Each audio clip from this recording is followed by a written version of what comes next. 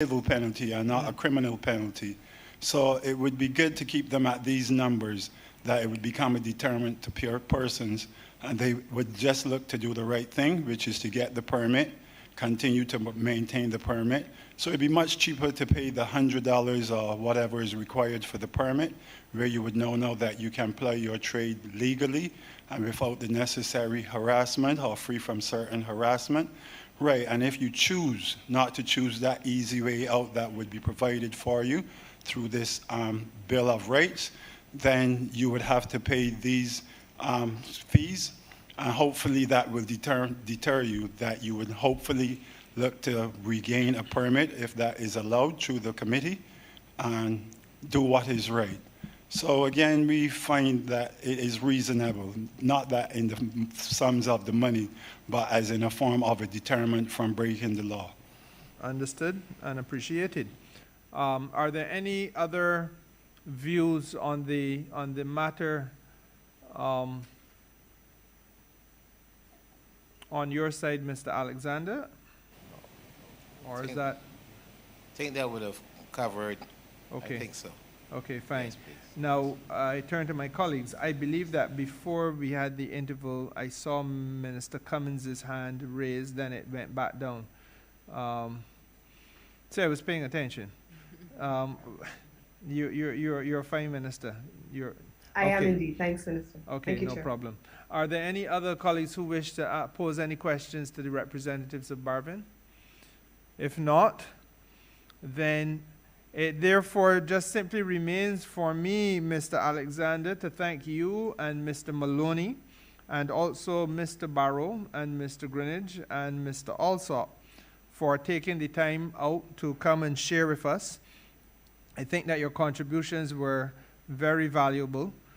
Certainly have assisted me in coming to a couple of conclusions in my own mind. And I think that you have assisted us collectively in terms of getting a better perspective of how we can tweak this legislation.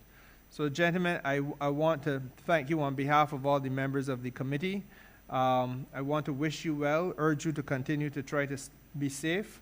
It is our intention to have this matter through the Parliament and hopefully to become the law of the land within the next few weeks.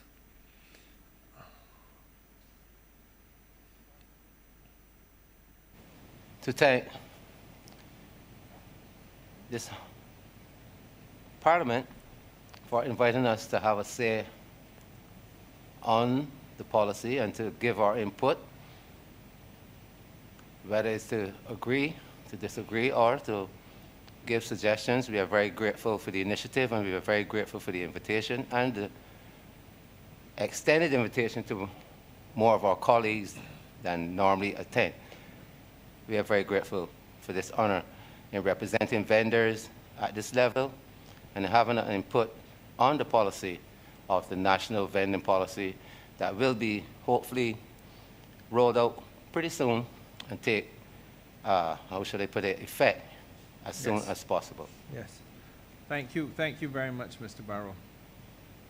And what we will now do, colleagues, is to have a very short adjournment, suspension, so that the necessary protocol can be followed as one party giving evidence leaves and another one comes in.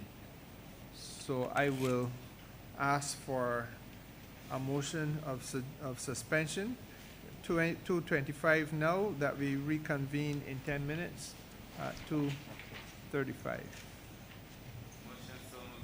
Moved by Minister Humphrey, seconded by Senator Wiggins. Thank you very much. Motion carried.